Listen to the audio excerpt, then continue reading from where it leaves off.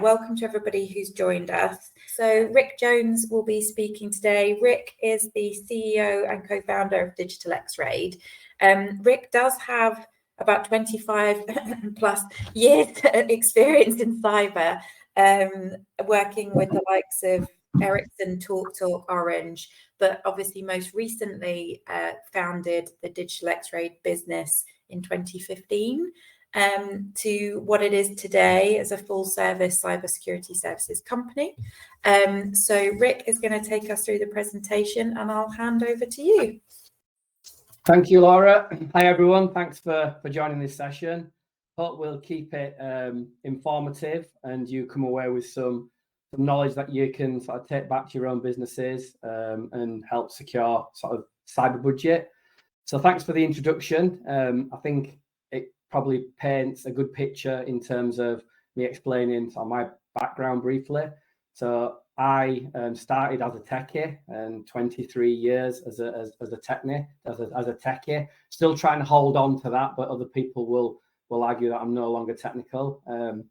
But I've gone all through the ranks as a junior IT support analyst, you know, from helping sort of small Welsh agencies to install a CD-ROM, right through to complex networking and working with large ISPs and implementing, you know, data centers across Europe, to then getting very focused in security, specifically cybersecurity for the last 15 years of my career. So working with organizations on implementing cybersecurity strategies, security architecture, quantifying and communicating risk.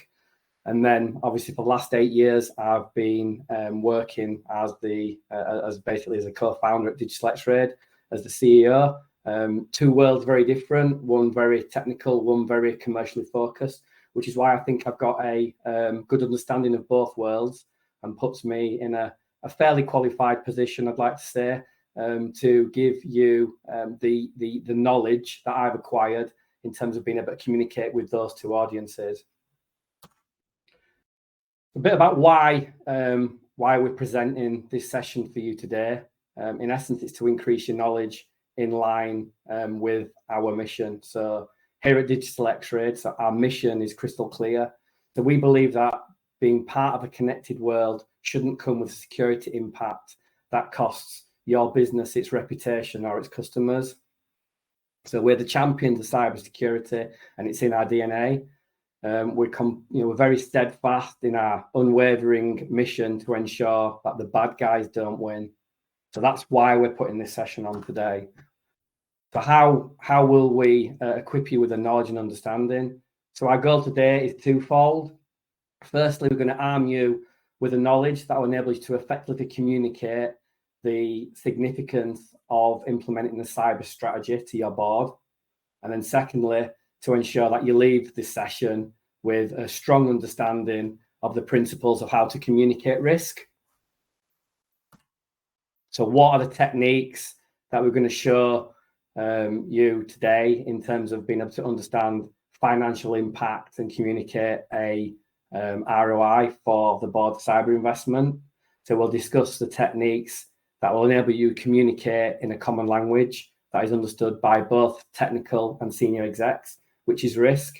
And this will hopefully allow you to impact the current business in a positive way, gain the budget that you need, and then prove the security, or should I say the return of investment on that security investment. So as we all know, security, when implemented correctly, is more than just a protective layer. It is a business enabler if done right. The cyber strategy and tools used by design should both safeguard the business, but also be in line with the business mission. So your proposed security strategy should accelerate towards the company's mission objectives. If it's not focused in that way, then you will not get buy-in from the board. And these are the things that we're going to cover off today to try and give you or empower you to get that knowledge. So how to get buy-in from the board, let's get right into it. So first of all, I think it's important to cover the current threat landscape. You know, what is it that organizations or businesses are facing in today's climate? You know, there's a pace of which technologies are evolving and disrupting that organizations have to try and combat and keep up with. So as an example, you know, you've got things like artificial intelligence, and you've got bad actors leveraging things like ChatGPT and machine learning to amplify social engineering capabilities and utilize these tools in order to effectively find vulnerabilities faster. So these evolving tech trends are really causing organizations a challenge when implementing a cyber strategy. The global cyber attacks are constantly in the news and are rising rapidly. So this year alone, they've increased by 7%. So key sectors such as education are experiencing sort of the highest number of attacks, while the standard industries such as retail and finance are still in the crosshairs. Healthcare as well. Healthcare is a topic that is interesting in terms of they seem to be targeted by cyber criminals, but yet they have very limited budget constraints, because when you're in that industry and you've got a decision, do I invest in new medicines and healthcare, or do we invest in a cyber strategy? So they're constantly being hit. The UK, as it stands, is currently the third most targeted country for cyber criminals. We're only currently behind the USA and Ukraine. So in terms of identifying what activity, you know, what's currently prolific at the moment, what are bad actors really trying to push? Ransomware, as you can well imagine, is still on the rise. It's increased 151% on last year, with over 500,000 of new pieces of malware that have been detected every day. So there's now more than 1 billion malware programs that are circulating, and it's becoming, extremely difficult for businesses to protect themselves. So many industry sectors have been targeted on these cyber attacks. No one industry is targeted. All industries are targeted. So what do we do with this, and how do we protect, our organizations against things like phishing and malware? I think an important point to talk about again is phishing. Phishing has grown 95%, with generally most cyber attacks originating from a phishing attack. 3.4 billion phishing emails are sent every day. So, there's some very huge challenges for businesses to keep protected. DigitalXRAID, we utilize phishing in our red teams, and they're still very effective for us to gain access into an internal organization. So that's just to give you a bit of an overview of what organizations are facing in terms of the current threat landscape and how to stay protected. So what are the buying blockers? So when an organization or individuals in the organization want to implement a security strategy, what are the blockers and what does that mean? So shareholders and stakeholders in the business probably find it hard to quantify a return of investment when spending on cybersecurity. So however, ransomware and phishing attacks are not going to stop. They're constantly on the rise. So C-suite execs and people who are in the driving seat are recognizing that in order to protect their business, they do need to focus on cybersecurity and risk. And in order to support that focus, it's really important that we can communicate to them in a way which shows that there's a positive return financially on their investment. So often there's a lack of communication between the two departments. Quite often it's technically led. Your IT departments are wanting to primarily focus on a new implementation of something, and your senior execs are very much focused on, profit growth, customer retention, EBITDA, all these type of things that make a very strong business. And if those two communication streams are not aligned, then it's very difficult in order to be able to get a a investment that both parties agree on. So in order to move away from that and get the investment, you really need to make sure that your senior teams or your technical teams and your business stakeholders are working together. Because as we said, both are effectively communicating in their own language and do not always understand each other. And once you've got the ability to be able to communicate in a common language, which is risk, then you can get what we call the top-down approach. So no longer you are getting cybersecurity change initiated from the technical teams bottom up. You're getting investment and communication from top down. Once you get your senior stakeholders bought in, they're including at the board level and are invested and understand the return, then they become the champions of the change, and they want to see the organization cybersecurity increase because they understand the return in order to align to their mission. So what is this common language and what is risk? So the reason why risk is used is because it's something that can be communicated to everybody within the business. And the ways we can communicate risk are twofold. So we can use qualitative measures and quantitative measures. Both these measures we're going to discuss. In essence, qualitative measures are, you may have seen a risk assessment with high, medium, low. This is a security professional utilizing his knowledge and expertise to understand how exposed a system, for instance, may be, and then look at the vulnerabilities associated with that, and then come up with a measure. And that measure is based on experience. And then you've got the quantitative measure. So this is the one that really puts a financial number in terms of communicating loss. So what is the financial loss if we do something, or what is the financial gain by implementing a cybersecurity strategy? Really, both these things together will build a very effective risk program that can be used to communicate to your board. But what is risk in terms of what does it mean? So risk is only present if there are two factors, and that's threat and vulnerability. So any reduction in either threat or vulnerability is a direct reduction in risk. So if you've got a load of vulnerabilities, but you've got no direct threat, then effectively you've got no risk.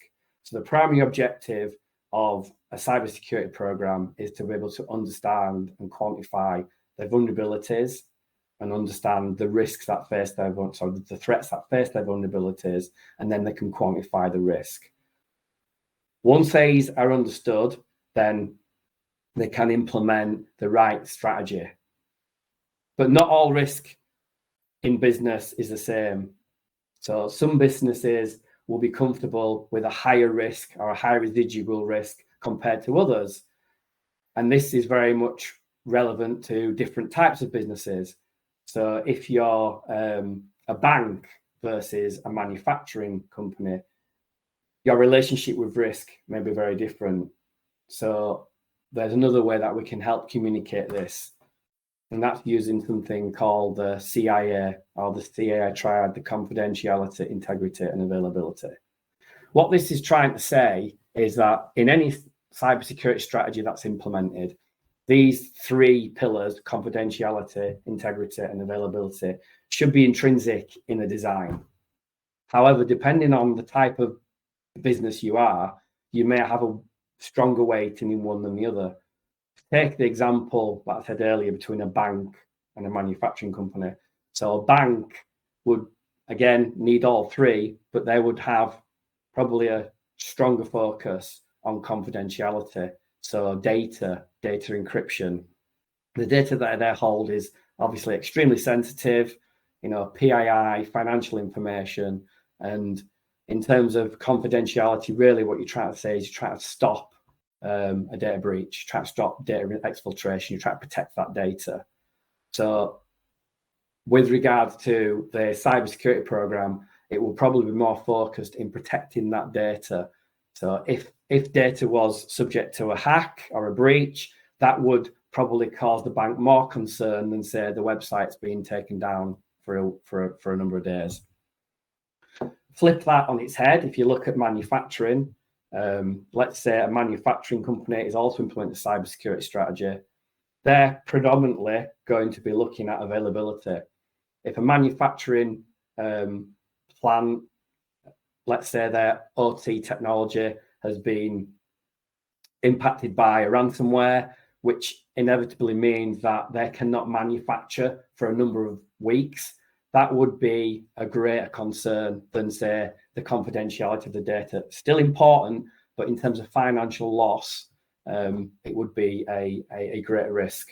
So the message really is understanding that not one type of risk fits all businesses, and it's really important that you tailor and understand your organization and what really is required in terms of your sector. So how to approach stakeholders. So the expense, so cybersecurity is usually the leading objection in terms of the cost. So convincing stakeholders to buy into the idea of securing their organization is difficult. So directly approaching this issue is often the best way to convince the board to take cybersecurity seriously. So explain cybersecurity is a cost-effective way to implementing a proactive approach in protecting the business as opposed to a reactive approach, which would save money over sort of the expense required to repair the damage caused by a cyber-related incident, or the financial loss, be it through quantifiable measures using quantitative risk assessment. So the financial loss can be easily determined. A breach can also cause things like drop in share price, legal expenses, increased insurance premiums, loss of contracts, and many, many more. However, not all these impacts can be quantified financially, and the exact monetary value is hard to determine. So both a qualitative risk and a quantitative risk assessment is a good strategy. So using something along the lines of NIST or a cyber maturity assessment will help support that message. There have been studies conducted to communicate how a business should apportion spend towards cybersecurity. This study was done by the Financial Service Information with Deloitte, and the analysis discovered that around 10% of budgets, or specifically IT budgets, were dedicated to cybersecurity. So that's an average spend per employee between 1,000 and 3,000. So this gives you a benchmark of roughly what a business should be looking to spend in order to protect themselves against cybercrime. But bear in mind that these are just benchmarks. Again, it's very specific to your business. And then one of the other really important messages, especially when you're communicating with senior execs, is to align the security strategy to the company's mission and values. So as a senior exec, so when I set up DigitalXRAID, I was very clear on setting out what it means as a mission and where do we want to go and what are the values of DigitalXRAID. And this is really important for you to understand those in your own business. So as an example, so DigitalXRAID's mission is to ensure that our clients understand the security risks that face their organization. So we believe being part of a connected world shouldn't come with a security impact that costs our customers, their business and reputation. So we champion cybersecurity, it's in our DNA, and we are steadfast in our unwavering mission to ensure the bad guys don't win. So we deliver exceptional customer service and leave our customers better educated and more secure and less exposed to cyber attacks. So we do this by breaking boundaries and explore the dark, evolving world of cyber by identifying emerging threats that carry devastating consequences. We provide 24/7 leading cybersecurity solutions, and we never sleep, so our customers can. So that's our mission. That is the reason why DigitalXRAID is here. So every successful business will have a mission. It's important that you understand your own company's mission so you can align your cybersecurity strategy with it. Again, as an example, our values. So our values, what it means to be an employee at DigitalXRAID. So one team, we share the load, we're stronger together. Customer first, we love them. Have fun, we find fun in everything we do. Be the best version of yourselves. So it's really important that you understand your organization's values, and then you're a better way to align your security strategy. So why am I telling you this? As in terms of, this is how your senior execs communicate. So in terms of a cybersecurity program, that I would be aligning to, say, DigitalXRAID's values. So one team. So for instance, here I would build cybersecurity culture. So I'd foster a company-wide cybersecurity culture where everyone sees themselves as part of the security team. I would collaborate, so ensure that security teams collaborate with other departments and make sure there's a collective effort. So again, that's supporting the value of one team. Customer first, we inform our customers about security measures and potential threats and best practices to follow. Have fun. So we want to, as part of the security strategy, we want to increase everybody's knowledge. But in order with the line of have fun, we're going to introduce gamification and security awareness programs, and where employees can engage in competition, and all these things are aligned to the values. And I think that's a really important message, is when you're building your security strategy and you're wanting to secure budget, make sure that you're aligning it to the mission and values of the company. So when we talk about quantitative and qualitative risk assessment, so in terms of qualitative risk assessment, we conduct a cyber maturity assessment. So this is something that DigitalXRAID does for their customers, but this is something you can do yourselves. So there is, very structured frameworks out there, such as NIST framework, that allow you to build a security roadmap or maturity assessment across sort of 5 key pillars: identify, protect, detect, respond, recover. So this is utilizing qualitative risk measures against all these benchmarks. Each one has a individual control. So there's 108 controls that you can measure the business on, and you get a full qualitative risk assessment, high, medium, low, etc. And then this gives you a very clear understanding of the benchmark of the business against a certain risk. You can also then prove to the board that once you've put these measures in place for their investment, you can show a return in terms of, we've increased our cyber maturity from a 3.2 to a 5. We've been able to demonstrate security brilliance within a specific sector. And all these are measured in order to communicate with your board.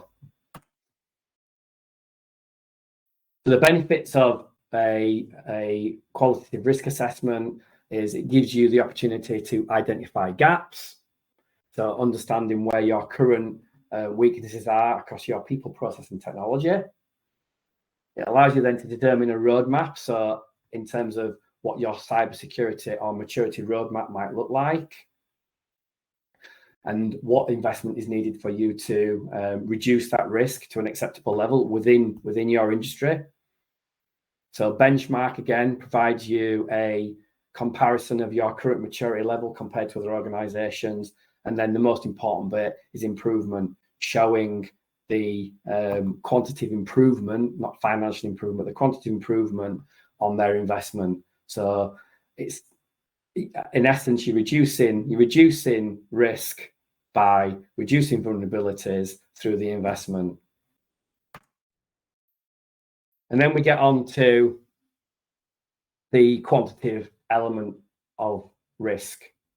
So the challenge that technical leaders face is often hard to quantify the return of investment when spending on cybersecurity. So this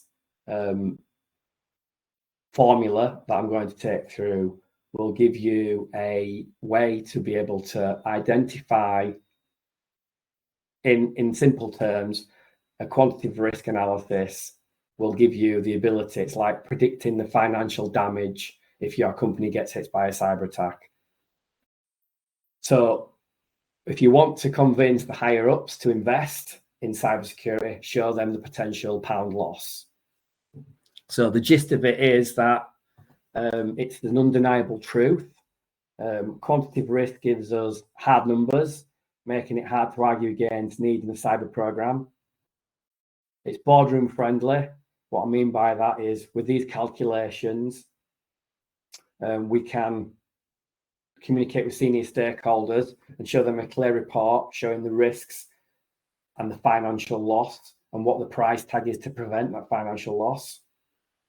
At the end of the day, money talks. So we can literally show the price of a breach versus the cost to prevent it. So again, with our budgets, we're showing that actually there's no point investing in protecting a system that in essence it's costing you more to protect than what it would be if it was breached. So this quantitative risk analysis will be able to empower you to give that knowledge back to the people that are signing off the budgets, so they can see that it's a sound investment. So how do we do it? So first we pinpoint what's the most value in our company. So we identify the primary assets, and then we need to consider the sort of the threats that could harm these assets. And then finally, we crunch a load of numbers, which I will take you through, on the potential damage. So in essence, it's like asking the question, how much could a break in or cost the business, or how much could a security breach cost the business versus how much is it to install a good security system. So armed with this information, you have a compelling case to be able to communicate what you need for a cyber budget. So there's a number of steps that you need to do in order to conduct a quantitative risk assessment. So first of all is asset value. So you get your assets and then you need to put a value against those assets. Once you understand the asset value, you then need to calculate what the exposure factor is. So the exposure factor basically is what is the exposure of that asset? How and a percentage, how often is it likely to be impacted? Once you've got that, you can then understand the single loss expectancy. I'll take you through an exercise in the next slide to go through this. But then once you've got your single loss expectancy, you can then identify what is the cost of a single loss. Then you need to understand how often does this happen? What is the annual rate of occurrence? So how many times it might happen once every 10 years, and that will reduce your annual rate of occurrence across those 10 years. And then you can then calculate your annual loss expectancy. So this is the financial figure of what that loss would mean. So these are the formulas that you would go through. So there is, obviously this is not something you would number crunch. It's basically a spreadsheet or tools that'll do this for you. But I'm just going through it to show you the breakdown of how it's put together. So then once you've got that, then you can then look at the cost benefit analysis or the return of investment. So as an example, I've got a company called Company X. Now this company is a online gaming company, and its website and database are effectively the crown jewels of the business.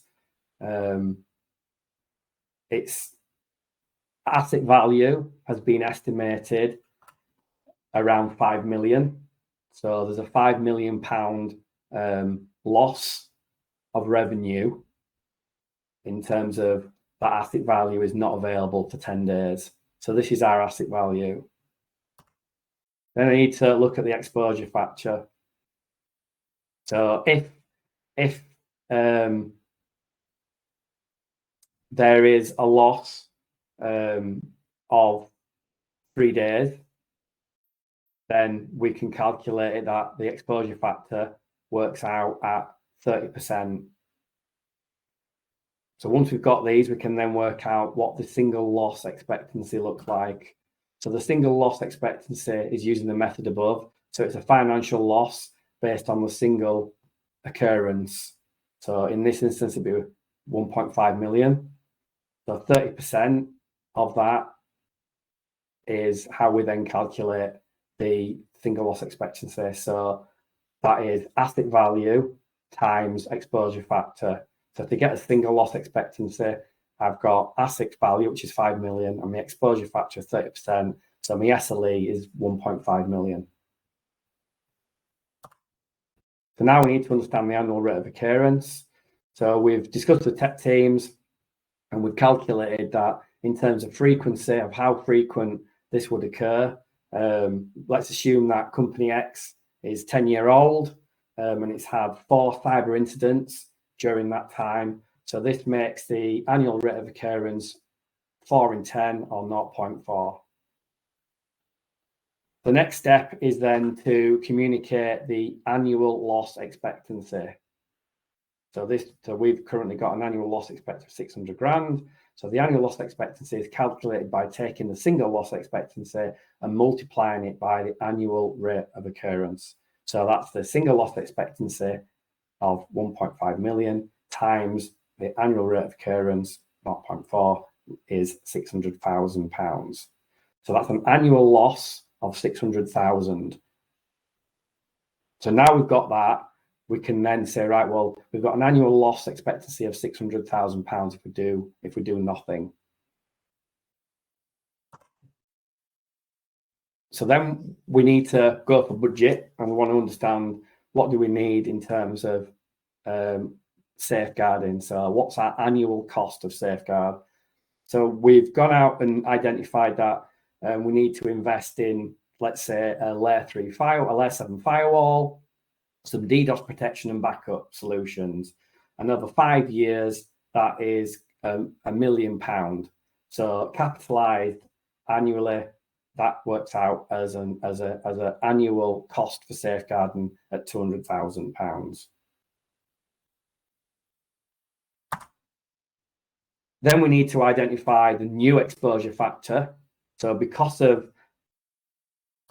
and the single loss expectancy and the annual rate of occurrence. So these have changed because of the initial safeguard of the investment of £200,000 has now reduced our exposure factor, because where we had 3 days downtime, we've now got 1, so that's been reduced to 10%.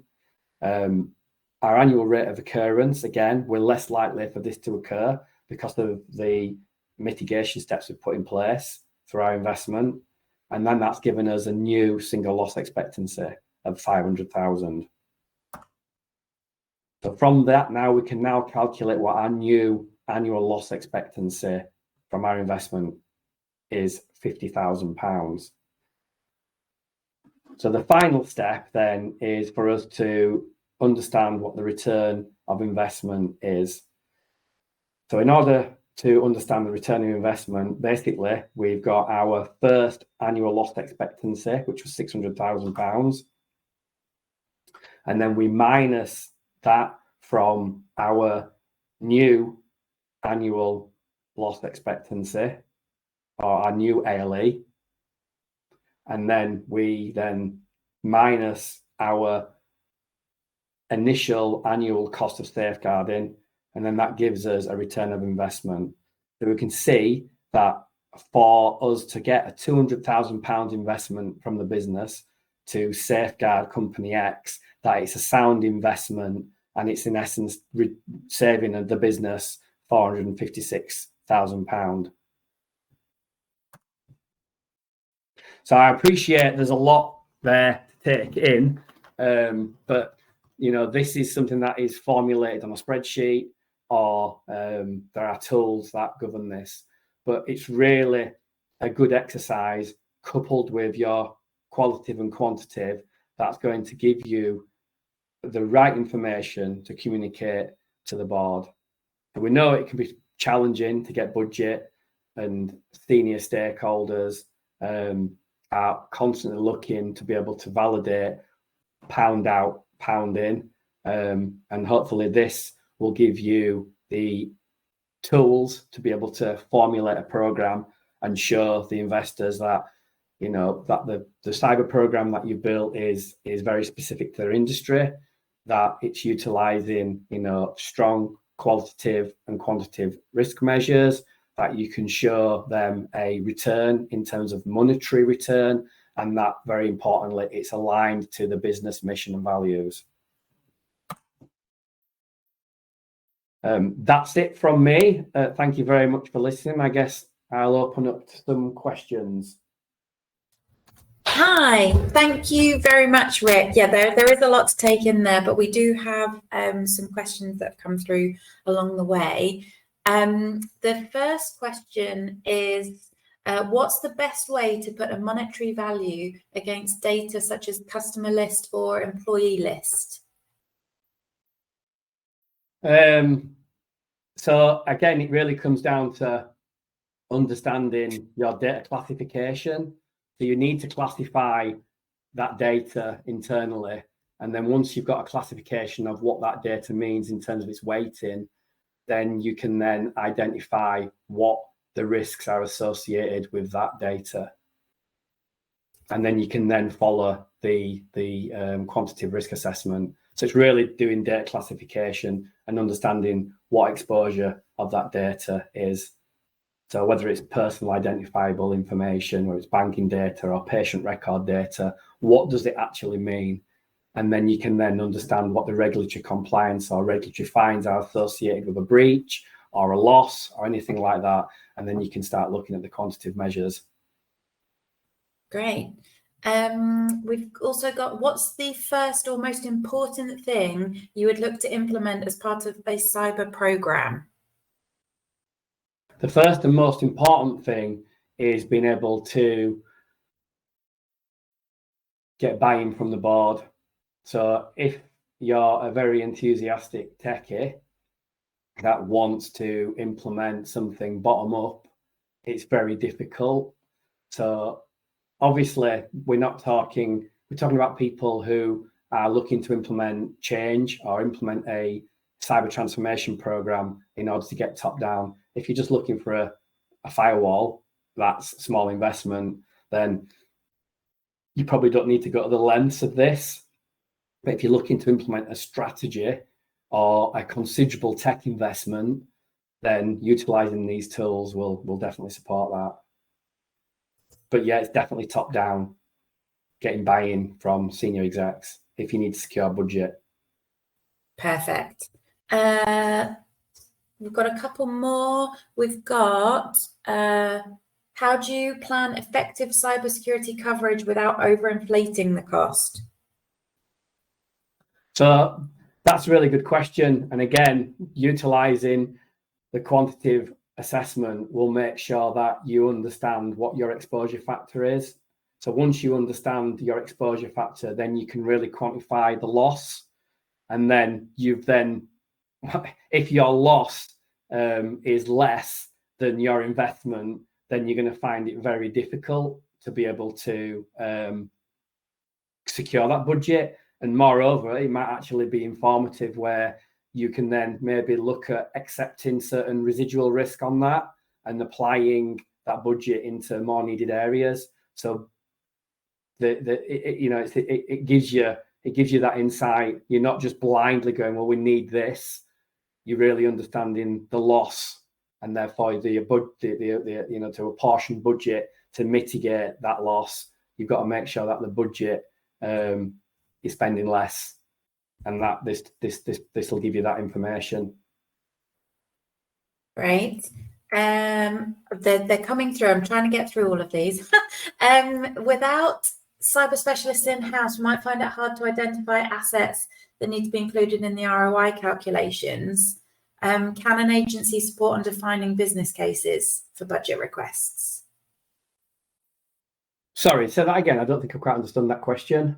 Without a cyber specialist in-house, we might find it hard to identify all of the assets that need to be included in the calculations. Can an agency support on defining the business case for budget requests? Yeah, so, obviously I'm going to preach DigitalXRAID, but, most professional cybersecurity consultancies will be able to help you with understanding how to communicate and quantify and build that. So in terms of ours, so DigitalXRAID's NIST, so our cyber maturity assessment, that does exactly that. We've got a couple of questions that I can quickly answer just about slides and things like that. So after the session, this has been recorded. So we will be sharing in an email tomorrow access so that you can see this on demand. So we will be following up with that tomorrow, all being well. And then someone's saying, I understand the quantitative elements of the risk, but could you explain the qualitative elements more, please? So yeah, so from a qualitative perspective, it's really down to the individual's interpretation. I'm going to be quite honest. So I don't know if anyone's ever been open to an audit. You can have an auditor come in, and 1 year they may deem something not as high a risk, and then you can get a completely different auditor that comes in, and they may perceive it as higher than the previous guy. So it's subjective, based on industry experience, based on exposure, but there is a framework to follow. There is a quantitative risk assessment, so such as NIST. So whether, or even just something you come up internally, whether it's high, medium, low, critical. So all these are ways to measure risk qualitatively, based on, you know, understanding their vulnerabilities and threats. There's no monetary value applied to it. That's why both of them working together cohesively give a very strong message. Perfect. Thank you for listening to me ramble on. Then thank you for sharing all the knowledge.